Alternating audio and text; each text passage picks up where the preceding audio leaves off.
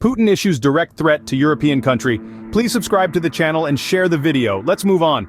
Since Russia began its invasion of Ukraine in February 2022, there has been a continuous stream of threats emanating from the country. Russian President Vladimir Putin has issued a direct threat to Latvia, warning of a reciprocal response if the mistreatment of the Russian-speaking population in the country continues. I don't know the current percentage, but in Latvia I believe there was 40% of Russian-speaking population. If they continue such a policy towards people who wanted to live in that country, worked, created goods for that country, and if they are treated so poorly, then they will face such poor treatment within their own country, Putin stated during a conversation with members of the Council for the Development of Civil Society and Human Rights. The discussion was broadcasted by the Russia 24 TV channel, according to Euronews. This isn't just a standoff about energy prices. No, it's a geopolitical chess game with high stakes where the board is a global map and the pieces are nations and their leaders. And as we delve further into this intrigue, remember, every move matters. When a domino falls, it can set off a chain reaction. And in this case, the dominoes are countries and their energy supplies.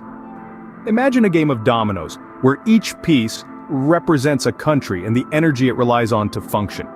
Now imagine a domino being removed from that sequence. In this case, that domino is Russia. You see, since the invasion of Ukraine in February, the United States and the European Union have been working to reduce their reliance on Russian fuel, effectively removing this domino from their sequence. This isn't just a hypothetical game, it's a strategic move with tangible effects.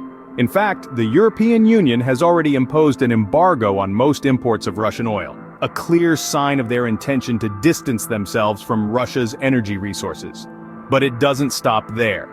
Both the US and EU are planning to decrease their dependence on Russian natural gas, another key domino in this high-stakes game. This isn't just about energy supplies, though. By reducing reliance on Russian fuel, the US and EU aim to cut off a significant revenue stream for Russia, a stream that currently funds the war in Ukraine. However, every action has a reaction, and this one's no different. As a result of these measures, Gazprom, a Russian state-owned energy company, has threatened to halt natural gas exports to the European Union. This has caused a ripple effect, a domino effect if you will, with Russian gas deliveries to Europe decreasing by about half this year. And so as the dominoes continue to fall, we're left with a precarious situation. With winter approaching, European countries are bracing for the cold, and without the usual natural gas supplies, alternative heating sources like coal and firewood are becoming more important than ever. As winter approaches, the heat is on for Europe, and not in a good way. A winter without heat is a chilling prospect, both literally and figuratively. As the leaves fall and temperatures drop, the European Union is bracing for a winter like no other. The warmth that once flowed freely from natural gas heaters may become a luxury, a distant memory of more plentiful times. The reason? A severe shortage of natural gas, the lifeblood of many a European home during the biting winter months.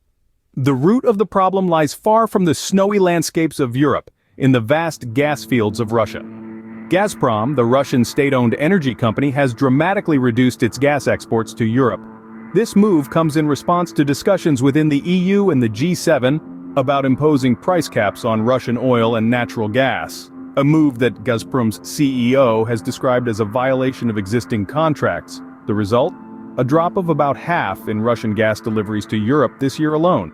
Faced with this daunting prospect, European countries are scrambling to find alternatives. Many are turning to older, less environmentally friendly sources of heat, such as coal and firewood. While these may provide a temporary solution, they are far from ideal. Not only do they contribute to air pollution, but they are also less efficient and more expensive than natural gas. And speaking of expense, the cost of natural gas is skyrocketing. Dutch natural gas futures, for example, have more than doubled in price this year. This surge in prices is a clear indicator of the growing demand and shrinking supply of this vital resource.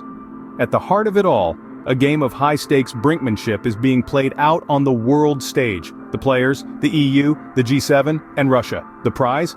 Control over a resource that keeps millions warm during the long, cold winter months. As the world watches this high-stakes drama unfold, one question remains: who will blink first in this Cold War of resources?